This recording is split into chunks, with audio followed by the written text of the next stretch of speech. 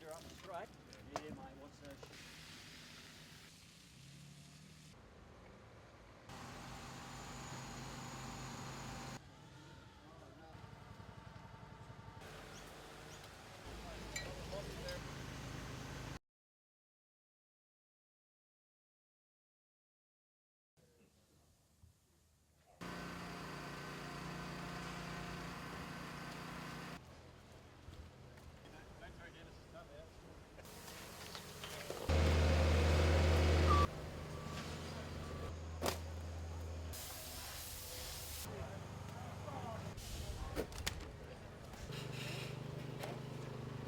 But all of a sudden what's happened to the Lockyer, what's happening with all this rain right now, we're going to 18 to 19 metres, which has now taken us back to those disastrous bad old days of 74 floods. And what we can do now is work with the residents and do what we can to save as many people and houses as possible.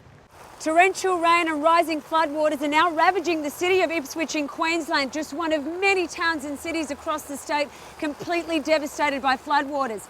Here behind me, you'd normally expect to see picnic tables and a running track extending all the way to the David Trumpy Bridge, but the whole area has been left to wash, and this river is only expected to rise. The Brisbane River here, you'd normally see the banks near that black pylon, but it's rising rapidly thanks to the raging floodwaters moving downstream and the heavy rain that's only worsening the situation.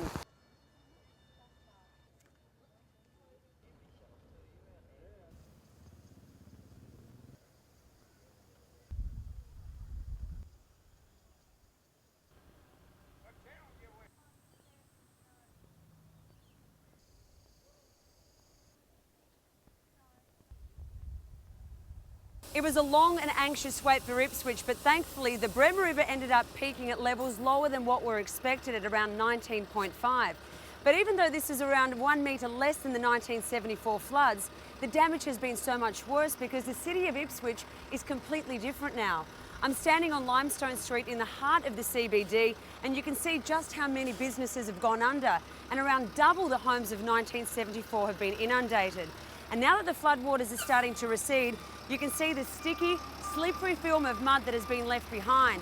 This is pretty much what's going to be across every crevice and every wall of every property that has been inundated. There is a massive cleanup ahead, and it's already begun.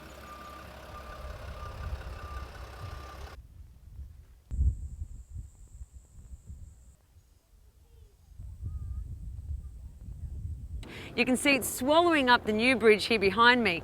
These homes are about to get inundated and they've already been evacuated, and the authorities are in overdrive trying to protect residents and keep them away from these cut-off roads. And of course the residents themselves, they're standing here watching, completely bewildered at what's happening to their city. And it's these sorts of scenes that are being echoed right throughout Queensland.